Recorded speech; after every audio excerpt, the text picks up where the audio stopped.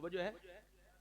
अब मेरी तरफ तवज्जो करो, गौर करो। इमाम अली मकाम जरा तवज्जो करो। इमाम अली मकाम की तरफ उस्मान ने कहा, जा मेरे बेटे, मैंने तुझसे आज तक कुछ नहीं मांगा, ऐसा कर तू नबी के बेटे पे जाके कुर्बान हो जा। जब सैयदना इमाम अली मकाम की बारगाह में मैं अपने बेटे को लेकर के आई तो बेटे ने, अच्छा पहले के जवान ऐसे ही थे, आजकल की तरह जवान थोड़ी थे।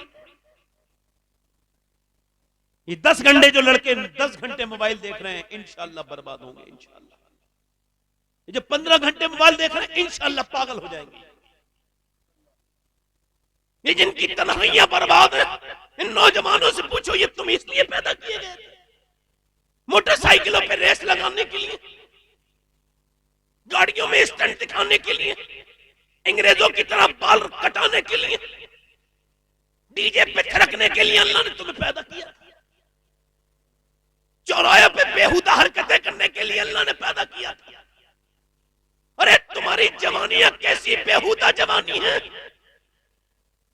न जिसके आने का मतलब न जाने का मतलब। न तू जवान हुआ तब कोई फर्क पड़ा, बल्कि तू बर्बाद हो गया। न तू जवान से जब तेरी जवानी ढली तब कोई फर्क पड़ा। तेरी क्या जवानी जवानी है। आज जवानी देखनी है तो फिर हंज़ला की जवानी देख, जो मदीने में जंगे ओहद के मौके पर जब उसने बिलाल की आवाज सुनी, अपनी बीवी से मिले थे, अभी एक ही रात हुई थी, एक ही बार अपनी बीवी से मुलाकात हुई थी, सुबह से पहले चले गए। जब नबी की बात सुनी, आवाज सुनी, जब जिहाद का शोर सुना, चल दिए।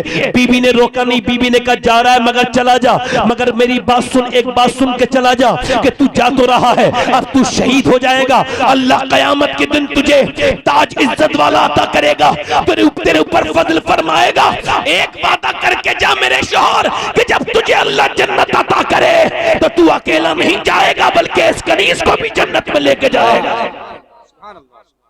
मैं तेरे रास्ते की रुकावट नहीं बनूंगी। जवान गया, जिसकी सेज सजने वाली हो, दुल्हन के कमरे में जैसे जाना हो, वो शहजादा रसूल की तरफ गया। इमाम हुसैन ने फरमाया, उस औरत से देख, ये इम्तिहान मेरा है, गुजर जाएगा, तू अपने बेटे को ले जा, अपने बेटे की धूमधाम से शादी कर, तू बेवा औरत है, तेरे कोई बच्चा नहीं। उसने कहा, हुसैन इसकी शादी होगी, इसके बच्चे होंगे, मगर मुझे ये कयामत के दिन के लिए तो कोई मसला नहीं होगा, कोई फजीलत नहीं होगी, मगर अगर ये शहीद हो गया, इसने आप पर जान दे दी, तो मेरी नस्लें भी फख्र करेंगी कि हुसैन के नाम पर मेरी नस्लें कुर्बान हुई थी। ऐ मेरे बाद आका हुसैन, इस गुलाम को इजाजत दे दीजिए। इमाम हुसैन ने इजाजत दे दी। माँ ने झोली फैला ली, ऐ अल्लाह मेरे बेटे की शहादत को कबूल फरमा ले, शहादत को कबूल फरमा ले। बेटा गया जंग में, मगर 22,000 कुत्तों से कब तक लड़ता। लड़ते लड़ते माँ जब दुआ कर रही थी, ऐसे इत्तेफाक से सर कटा कि झोली में आके जो है गिर गया। माँ रोई, चकराई नहीं, सर को बालों के सरिये पकड़ा और फिर उसने मैदान की तरफ को फेंका और कहा, जो हम अल्लाह की राह में दे देते हैं वो दूसरी मर्तबा वापस नहीं लेंगे। अल्लाह अल्लाह अल्लाह, नारे तकबीर, नारे रिसालत, जिक्र आका इमाम हुसैन, जिक्र शोहदाए करबला। अल्लाह अल्लाह अल्लाह, वाह वाह वाह। अब्बास अलंबरदार को जब इमाम हुसैन ने फरमाया, अच्छा बहुत देर से अब्बास कह रहे थे जाऊं जाऊं, रोक दिया, अभी जंग लड़ने ना जाओ। अच्छा हुसैन ने चिराग बुझाया था, क्या किया था बोलो? चिराग बुझा के कहा था, लोगों रात का वक्त है, कोई किसी को नहीं देख रहा है, चले जाओ, मैं तुम्हें देख नहीं रहा हूं, वक्त है, मौका है, चिराग बुझा रहा हूं, शर्म की वजह से अगर नहीं जा रहे हो चले जाओ, चले जाना। चिराग फरमाया, अब्बास चिराग बुझाओ। अब्बास ने चिराग बुझा दिया। फिर जब चिराग जलाया तो 72 के 72 थे, मगर फरमाया, अब्बास चिराग जलाओ। तवज्जो करना दोनों बातों पर, अब्बास चिराग बुझाओ, अब्बास चिराग जलाओ। हुसैन ने अब्बास को आवाज इस वजह से दी थी, हुसैन जानते थे कि मेरा अब्बास वफा वाला है, जाएगा नहीं। वाह वाह वाह वाह, सुभान अल्लाह सुभान अल्लाह। क्या कहने। वाह वाह वाह वाह। फरमाया अब्बास जाओ, अब्बास कौन है? कमरे बनी हाशिम, बनी हाशिम का सूरज। अब्बास कौन है मियां? अब्बास को अल्लाह ने बाजू बिल्कुल मौलाए कायनात हैदर कर्रार वाले अता किए। अब्बास के बाजू, तवज्जो करना, अब्बास के बाजू किसकी तरह? मौला अली की तरह। अब्बास के बाजू मौला अली की तरह। अब करबला में ये नुक्ता बयान करके आगे बढ़ जाता हूं। करबला में हजरत अब्बास अलमबरदार हैं, जिनके बाजू, जिनका चेहरा, जिनके लड़ने का तरीका, जिनका जंग करने का तरीका बिल्कुल मौला अली की तरह है। अब्बास की तलवार जब चलती थी तो लोग ये समझते थे कहीं अली तो नहीं आ गए हैं, ऐसी तलवार चलाया करते थे। और मियां जरा गौर करो, एक शख्सियत और है करबला में जिसका चेहरा बिल्कुल हुजूर की तरह है। वो कोई और नहीं बल्कि इमाम हुसैन का बेटा अली अकबर है। उसका चेहरा बिल्कुल मुस्तफा की तरह है। जब लोग उसे देखते थे तो नबी पाक की याद आ जाती थी, हुजूर का धोखा लग जाता था, इतना चेहरा मिलता था। मियां जरा गौर करो, बेटे का चेहरा बिल्कुल नबी पाक की तरह। और एक वहां पे शख्सियत और है, इसका नाम सैयदा ज़ैनब है, उसका चेहरा बिल्कुल सैयदा फातिमा तो ज़हरा की तरह है। अब मियां, मेरा रब जानता था कि जब करबला का मैदान होगा तो हुसैन को अपने नाना की भी याद आएगी, हुसैन को अपनी मां फातिमा की भी याद आएगी, हुसैन को अपने भाई की, अपनी मां की भी याद आएगी, अपने बाबा अली की भी याद आएगी। तो फिर तीन चेहरे अल्लाह ने करबला में भेजे। तीन चेहरे थे कि हुसैन, जब तुझे अली की याद आए तो अपने भाई अब्बास को देख लेना, और जब तुझे अपनी मां की याद आए तो बहन ज़ैनब को देख लेना, और जब नाना की याद आए अपने बेटे को सीने से लगा। अल्लाह अल्लाह अल्लाह अल्लाह अल्लाह अकबर।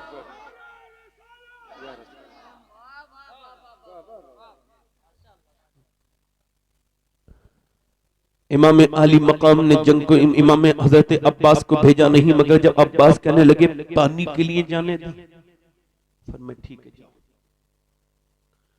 एक हाथ में मशकीजा, यहां पे रुक के बात करूंगा, एक हाथ में तलवार है,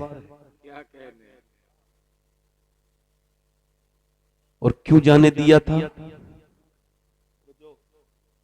22,000 के लश्कर को चीर के दरिया तक पहुंचना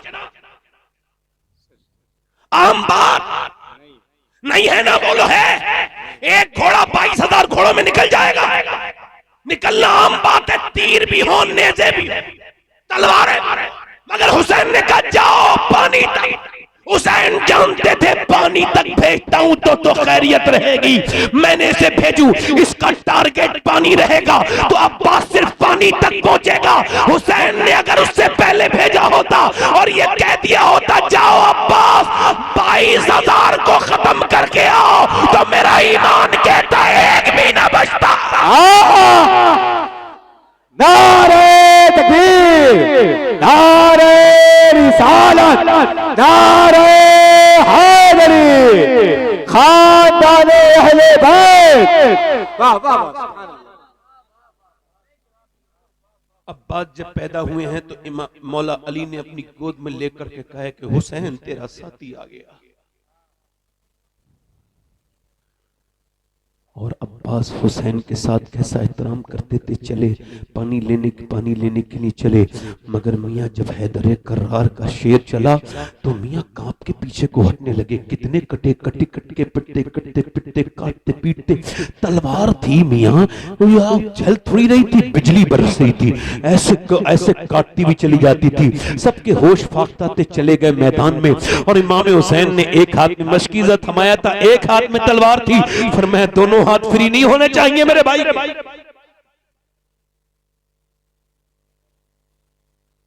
अब्बास गए और जाकर के मियां मशकीज़ा भरा, पानी नहीं पिया, वो सब आपने सुना है। और आकर के अब्बास शहीद हो गए, शहीद हो गए अब्बास। हुसैन उठा के लेके आए, एक एक करके 1 2 3 अली के 5 बेटे शहीद हुए। इसके अलावा पोते, एक पोते का जिक्र बड़ा काबिल जिक्र है।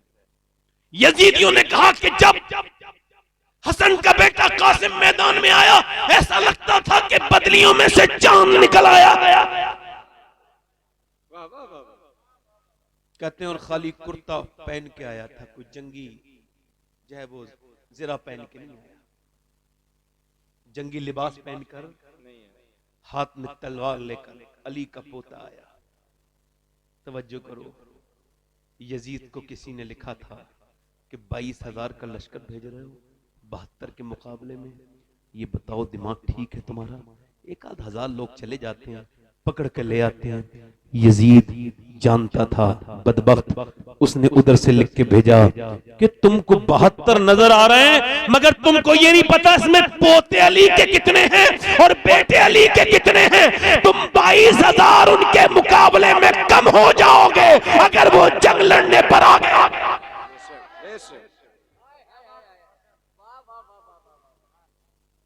हम हाय हुसैन वाले नहीं है, हमें वाह हुसैन। वाह वाह।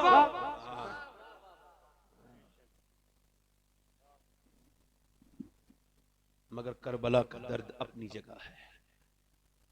जिस दिल में ये दर्द ना हो, सरकार साबिर पाक कलियरी फरमाते थे, जिस दिल में हुसैन का गम ना हो उस दिल में कुछ है ही नहीं।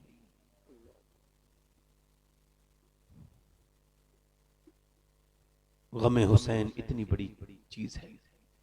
गमे हुसैन दर्द भी है और दर्द की दवा भी है। हजरत कासिम गए, अरज़क नाम का पहलवान था, बड़ा बहुत बड़ा सिपह सलार, बड़ा किराए का टट्टू।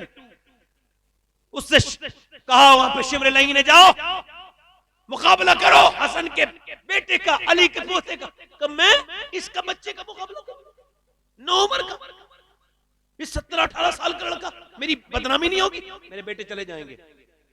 एक बेटा गया अली के पोते के, एक गया, एक तलवार मारी, काट के 2 टुकड़े, दूसरा गया टुकड़े, तीसरा गया टुकड़े। जाने में तो टाइम लगता था, मरने में टाइम बोलो तो सही यार, जुमला खा गए आप तो बोलो तो जरा। 4 आ गए, 4 जिसके बेटे मर गए हों वो अब आगे बढ़ा पहलवान। अरे बोला तूने मेरे बेटों को तो कत्ल किया, मैं तुझे छोड़ूंगा नहीं। हजरत कासिम बोले अरे 4 बेटों की तुझे मौत ने तेरे होश बिगाड़ दिए, तेरी अक्ल मारी गई है। ये तो देख तेरी जीन जो है वो अब खुल चुकी है और तू घोड़े पे से गिर सकता है। उसने जब गर्दन नीचे को की, मियां तलवार उठाई और गर्दन पे जब मारी है तो मियां गर्दन बड़ी दूर जाके गिरी और दुनिया को ये बता गई अली का वो घर है जिस घर का हर एक बच्चा जहां पैदा हुआ शेरे खुदा मालूम। वाह वाह वाह, सुभान अल्लाह सुभान अल्लाह, अल्लाह अल्लाह।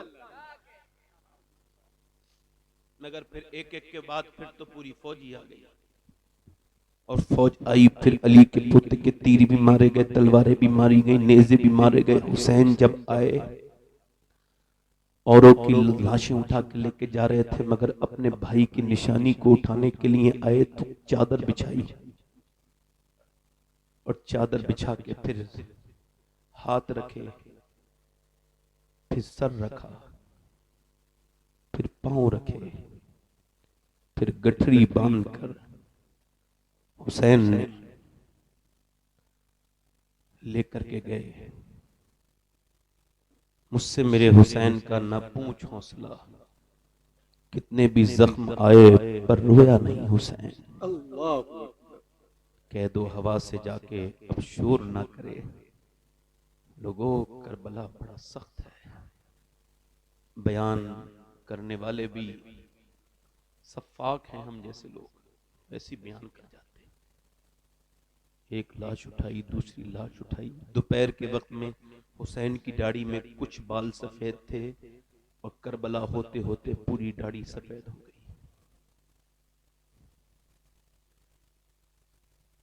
ये कौन जी वकार है, बला का शहसवार है, लिबास है फटा हुआ, गुबार में अटा हुआ, नबी के दिल का चैन है ये बिल यकीन हुसैन। सबसे आखिर में हजरत अली अकबर गए, चेहरा हुजूर की तरह, जुल्फ हुजूर की तरह, लहजा हुजूर की तरह। हुसैन अपने बेटे को देख करके अपने दिल को सुकून पहुंचा देते, मगर जब बेटा गया, शहीद हुआ तो हुसैन गए। रिवायत में लिखा है कि हुसैन जब गए तो उनकी जान बाकी थी थोड़ी बहुत, तो करीब बैठ के 18 साल के बेटे गए, आंखों में आंसू थे।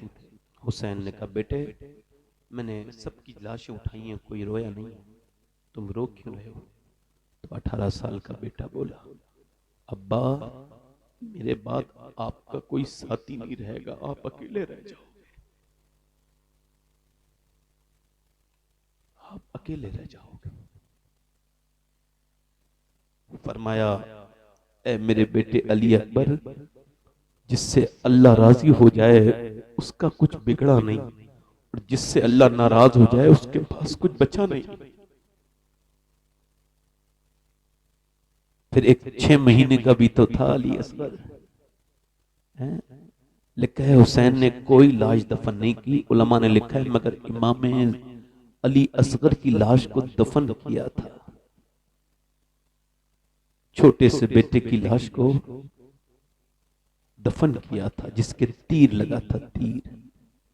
आपके बच्चों के जब इंजेक्शन लगता है तो आपका दिल भर आता है, मगर हुसैन के बच्चे के इंजेक्शन नहीं, बल्कि हुसैन के बेटे के तीर लगा और तीर भी पार हो गया, मगर हुसैन ने दफन कर दिया। सिर्फ छोटी सी कब्र बनाई, अली असगर को दफन कर दिया। अच्छा आपको बताऊं, दादी को पोते से बहुत प्यार होता है। उस वक्त में सैयदा फातिमा के दिल पे क्या गुजरी होगी कि जब उनके 6 महीने के पोते की गर्दन में तीर घुसा होगा। हुसैन ने दफन कर दिया। उलमा ने लिखा है इस वजह से दफन किया था, और लाशों पर भी घोड़े दौड़े थे। हुसैन चाहते नहीं थे कि मेरे अली असगर की लाश पर भी घोड़े दौड़े, क्योंकि वो जालिम थे, बचाते नहीं। अली असगर की लाश पे भी घोड़ा चले जाते। उलमा लिखते हैं इस वजह से हुसैन ने दफन कर दिया कि अगर अली असगर की लाश पर घोड़ा चला जाता तो अल्लाह पूरी कौम को तबाह कर देता। हुसैन ने फिर पटका बांधा अपने नाना का, साफा बांधा, और फिर पीछे देखा कि एक लाठी पकड़े हुए एक जवान आ रहा है, कांधे पे हाथ रख के बोला, अब्बा पहले मुझे जाने दे, घोड़े पे बिठा दे, मैं शहीद हो जाऊंगा। पीछे मुड़ के देख के गले से लगाया, मेरे बेटे मेरा इम्तिहान और था, तेरा इम्तिहान और है ज़ैनुल आबिदीन। मेरा इम्तिहान करबला में खत्म हो जाएगा, तेरा इम्तिहान करबला के बाद शुरू हो जाएगा। तुझे मेरे घर की औरतों की हिफाजत करनी है, तुझे शाम में इम्तिहान देना है, तुझे मदीने में इम्तिहान देना है मेरे लाडले। इमाम ने अपनी पगड़ी बांधी, अपनी खिलाफत दी, अपनी विरासत दी, सीने से लगा के अपना सारा बरकतें रहमतें अपने बेटे के हवाले की और कहा, ऐ मेरे ज़ैनुल आबिदीन, ऐ मेरे अली औसत, मैं तुझे अल्लाह के हवाले करता हूँ। फिर खैमे में गए और फरमाया, उम्मे रुबाब, और फरमाया, ऐ बेबा मुस्लिम, ऐ ज़ैनब, ऐ उम्मे कुलसूम, ऐ सकीना, मैं जा रहा हूँ। औरतों से कहा था, रोना नहीं, चिल्लाना नहीं, चीखना नहीं, चीखना चिल्लाना सब्र करने वालों का तरीका नहीं। आखिरी बातें हैं, बड़े ध्यान से सुनना। चीखना चिल्लाना नहीं। सैयदा ज़ैनब ने कहा, किसके हवाले छोड़ के जा रहा हूं, जा रहे हैं? पर मैं उसी के हवाले छोड़ के जा रहा हूं जिसके हवाले हाजरा को छोड़ के गए थे हजरत इब्राहिम, उसी रब के हवाले। ठीक है। इमाम गए, जाकर के तलवार चलाई, वो सब अपनी जगह आपने सुना ही होगा। एक एक करके क्यों जाते हैं? लोगों को शहीद ही होना था, वरना 22,000 के लश्कर में एक एक करके नहीं जाते, एक साथ जाते। गए इमाम, इतने लोगों ने पीछे से तीर मारे, आगे से तीर मारे, तीर लगते गए, ढलकते गए। एक तीर सीने में लगा था, उसको निकाल रहे थे तो दूसरा तीर आकर के माथे की हड्डी में दाखिल हो गया। इमाम ने पहले ये तीर निकाला, फिर उस तीर को निकाला। अब शहादत का मामला शुरू हो गया। अब आप शहादत की पोजीशन में आ गए। घोड़े से नीचे तशरीफ ला रहे थे, नीचे को आ रहे थे तो राबी लिखता है कि उनके होठ हिल रहे थे और नीचे गिरते गिरते कहते थे, ऐ अल्लाह मेरे नाना की उम्मत को बख्श देना, गुनहगारों को बख्श देना। जमीन पर तशरीफ लाए, सजदे में सर रख दिया। नमाज पढ़ चुके थे मगर ये सजदा शुक्र था। सजदे में सर रखा है, शमशीर बकफ काफिल कातिल हो खड़ा और कोई रहे सजदे में पड़ा। कहती है जमीन करबला इस शान का सजदा खेल नहीं। इमाम ने ऊपर से सजदा शुरू किया है और नीचे से सजदा शुरू किया है, नीचे से तस्बीह बयान हो रही है। अल्लाह तेरा शुक्र है, तेरा शुक्र है, तूने मुझे शहादत के लिए कबूल किया। अल्लाह तेरा शुक्र है, तेरा शुक्र है, हुसैन की शहादत को कबूल फरमा ले। चश्मे फलक हैरत में है, अल्लाह अकबर। मगर ऊपर से खंजर चल रहा है, नीचे से तस्बीह हो रही है। ऐसा सजदा कोई कर सकता है? अल्लाह ने फरिश्तों से कहा था, आओ, तुमने कहा था तुम सजदे करने के लिए काफी हो, इंसान को पैदा क्यों कर रहा है रब? देखो मैं जो जानता हूं वो तुम नहीं जानते, बताओ जैसा सजदा ये हुसैन कर रहा है ऐसा सजदा तुम कर सकते हो? ना तुम्हें बीवी का दर्द है, फरिश्तों तुम उससे पाक हो, ना तुम्हें बेटे का दर्द है। तुमको क्या पता कि जवान बेटे की लाश उठाने के बाद सजदा करने का लुत्फ क्या होता है? तुमको क्या पता कि जब अपने छोटे बच्चों की लाशें उठाने के बाद ये सजदों का मतलब क्या होता है? तुमको क्या पता ऐ हुसैन, ऐ फरिश्तों के हुसैन ये कौन सा सजदा कर रहा है? दुनिया में सजदे तो सबने किए मगर हुसैन तेरा नया अंदाज है, तूने वो सजदा किया जिस पर खुदा को नाज।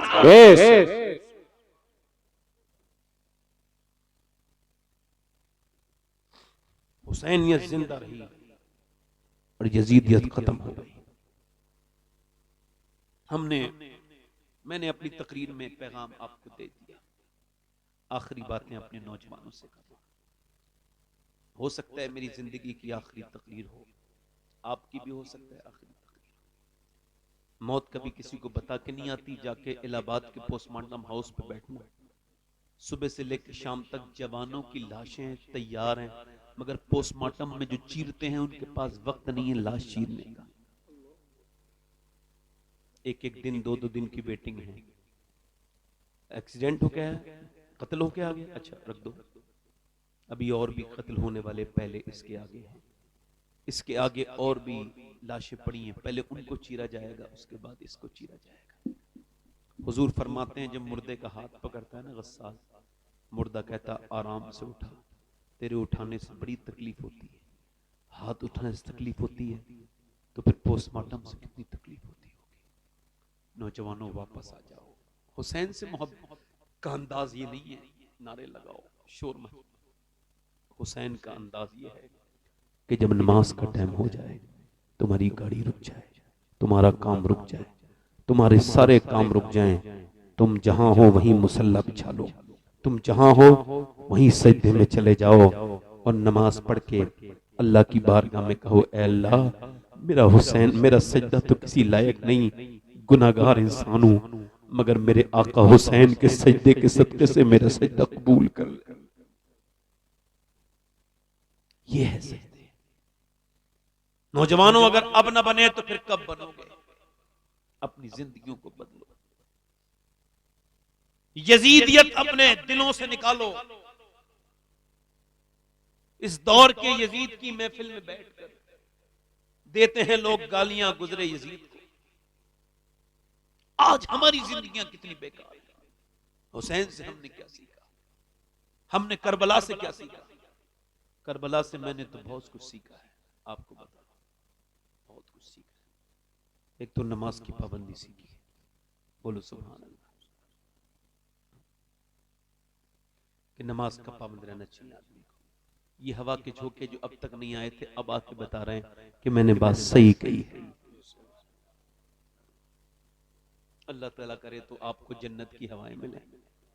मैं तो यही चाहता हूं कि दुनिया छोटी है, छोटी है, धोखा है, मच्छर के पर के बराबर नहीं, मक्की के पैर के बराबर नहीं, ये तो धोखा है। किस धोखे में पड़ गए?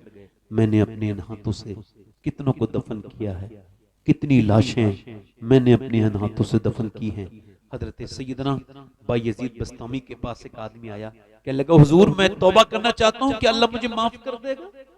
आपने फरमाया बिल्कुल वो माफ करने वाला। कहा मेरे गुनाहों की कोई हद नहीं है। फरमाया फिर उसकी रहमत की भी कोई हद नहीं है, तू अपना गुनाह बता। कहने लगा हुजूर कफन चुराता हूं। फरमाया कितने कफन चुराए होंगे? का 1000। अच्छा हकीम वो ये जो मर्ज पहचान ले। कहा तो फिर ये बता तौबा करने क्यों आया है? मैं तुझसे सवाल पूछता हूँ, ये सवाल का जवाब दे, फिर तौबा कराऊंगा। तूने 1000 लोगों की कब्र से कफन निकाले, ये बता तूने कितनों के मुंह देखे हैं? तूने कब्र की तरफ मुड़े हुए, किबले की तरफ मुड़े हुए, काबे की तरफ मुड़े हुए, कितनों के मुंह देखे? तो वो रोने लगा, कहने लगा हुजूर इसी वजह से तौबा करने आया हूँ। 1000 कफन चुराए हैं, तब 990 लोगों के मैंने चेहरे मैंने किबले से मुड़े हुए देखे, चेहरे दूसरी तरफ देखे, मुड़े हुए। अच्छा मैंने भी बड़ी रखे लोग खबर, मैं अपनी बात कर रहा हूँ। मैं अंदर जाता हूँ खबर के, और जब मैं रखता हूँ उसको अंदर, तो मैं ये भी कहता हूँ आज मैं फिर निकल रहा हूँ, मगर हमेशा मैं नहीं निकलूंगा। कभी अंधेरी कब्र मेरा ठिकाना होगी। कभी कभी तो नींद नहीं आती यही सोचकर कि अल्लाह लाइट चली जाए तो दिल घबराता है, अल्लाह 2-3 मिनट का अंधेरा बर्दाश्त नहीं है। हुजूर फरमाते इतनी अंधेरी जगह न तुमने कभी सुनी। फरमाते मेरी नजर में सबसे खतरनाक जगह कब्र है, सबसे खतरनाक जगह। कैसे भागोगे बोलो? कोई है रास्ता? न मेरा बाप बचा, न मेरा दादा बचा, न मेरा परदादा बचा, न मेरे रिश्तेदार बचे, सबको मौत आ गई। लोग कहते हैं मैं मरते मरते बचा हूं, खुदा की कसम मरते मरते कोई नहीं बचा, बचते बचते सब मर जाएंगे। हुजूर फरमाते जानवरों को पता चल जाए उन्हें मरना है तो तुम्हें मोटा जानवर खाने न मिले। आखिरी बातें ध्यान से सुनना। आपने फरमाया कितने? कह लेगा 1000 मैंने चुराए कफन, 990 लोगों के चेहरे मैंने किबले से मुड़े हुए देखे। हजरत बायजीद रोए और कह लगे तुमको पता है क्यों मोड़ दिए गए? इस वजह से अल्लाह ने फरमाया इसके चेहरे मोड़ दो। तूने जीते जी तो किबले की तरफ मुंह नहीं किया, मरने के बाद तू होता कौन है?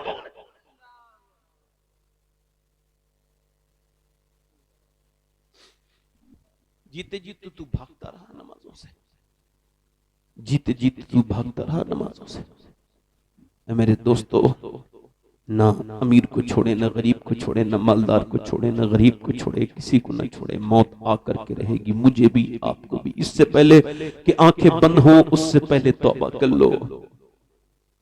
रात की तन्हाइयों में गुनाह करने वालों, अपनी आंखों को गंदा करने वालों, ये आंखें तुम्हारी नहीं है, कभी समझ रहे हो? तुम्हारी आंखें ये तो तुम्हारे खिलाफ बोलेंगी, ये गवाही देंगी आंखें कि तुमने क्या क्या देखा था। जब क्या करोगे बताओ?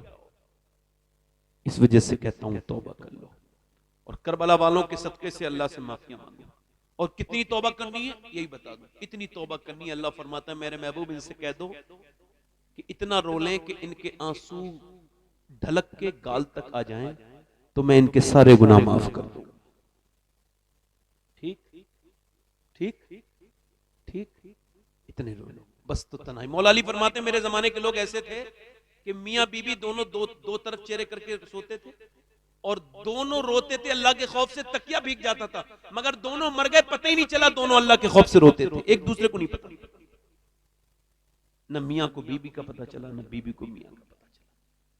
आंसुओं को अल्लाह का नेक बंदा ऐसे छुपाता है जैसे औरत अपने अय्याम के वक्त में अपने कपड़ों को छुपाती है। अपने रब से अपनी माफी मांग लो, और इससे पहले कि फिर मौत आ जाए, इससे पहले अल्लाह से कहो मालिक माफ कर दे, वो बड़ा माफ करने वाला है, बड़ी रहमत करने वाला है। वक्त चूंकि बहुत ज्यादा हो गया और मैंने 1 घंटा तकरीर करता हूँ, 1.25 घंटा, आज तो 1.5 घंटा हो गई तकरीबन, माफ कीजिए आप मुझे। यही कहता हूँ आपसे कि हुसैन का सदका मांग रहा हूँ। बताओ कितने लोग ऐसे जो हुसैन के नाम पे गर्दन कड़ा देंगे? दोनों हाथ उठा के बताएं, नीचे हाथ कर, नीचे हाथ कर। गर्दन कटाने वाले कुछ भी कर सकते हैं ना, कुछ भी कर सकते हैं ना। कितने लोग ऐसे हैं जो हुसैन के नाम पे गर्दन भी कटा देंगे और आज से पूरी दाढ़ी भी रखा लेंगे, इस महफिल में खड़े हो जाएंगे। खड़े हो जाए, आ जाए, बाहर आ जाए, बाहर आ जाए, बाहर आ जाए, बाहर हुसैन के नाम पे आ जाए। पूरी दाढ़ी रखने वाले आपके दाढ़ी है, आप चले जाओ वापस। मोहब्बत में आ रहे थे, कोई बात नहीं, आ जाओ, आ जाओ। देखो क्रिकेटर वाली दाढ़ी रखाना आसान है, मगर हुजूर वाली दाढ़ी रखाने से शैतान रोकता है ना। अच्छा आप मुझे बताओ कि दाढ़ी रखाने से आदमी बदसूरत होता है? आप मुझे बताओ, क्या मैं आपको बदसूरत लग रहा हूं? बोलो तो जरा यार, मेरे चेहरे में आपको क्या दाढ़ी की वजह से कोई कमी लग रही है? अरे दाढ़ी तो वो नूर है कि फरिश्ते आसमान में ये कहते फिरते हैं कि अल्लाह ने औरतों को सर के बालों से और मर्दों को चेहरे की दाढ़ी से हसीन बनाया है, जीनत। माशाल्लाह, 1 2 3 4 5 6 हो गए। कोई और आशिक रसूल है? अरे गांव के साथ हो गए, कोई मसला नहीं है तो सब मुसलमान, क्या मतलब है? और कोई मसला नहीं, आप किसी से मत कहिए, मैंने किसी को मना नहीं किया, आप कहिए मत किसी को। अब जिसके जी में आए वो पाए रोशनी, मैंने तो दिल जला के सरे राह रख दिया। और कोई आशिक रसूल है महफिल रसूल में जो सुन्नत की अपनी जिंदगी बदले और कहे आज तक जिया था फैशन के लिए, ये फैशन काम नहीं आएगा, कब्र में ये हाथ झाड़ के आ जाएंगे। फैशन वाले दोस्त, अहबाब, बीबी, बच्चे, ये कोई काम नहीं आएगा। खुदा की कसम, मेरा इमाम बरेली से बोला, और दुनिया के लिए जीने वालों, ये दुनिया वाले तो मिट्टी डाल के वापस आ जाएंगे। जहां से दोस्तों की दोस्ती खत्म होती है, वहां से मदीने वाले की दोस्ती शुरू होती है। कब्र में लहराएंगे ताशिर चश्मे नूर के, जलवा फरमा होगी जब तलात रसूल।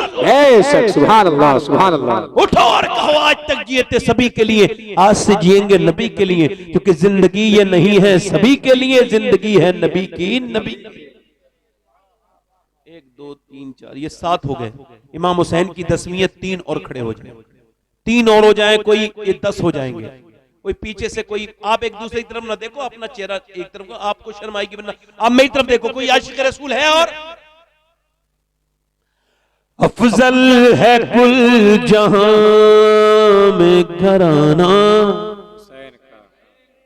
एक आदमी और खड़ा हो जाए, एक शेर और पढ़ दूंगा। नबियों का ताजदार है नाना।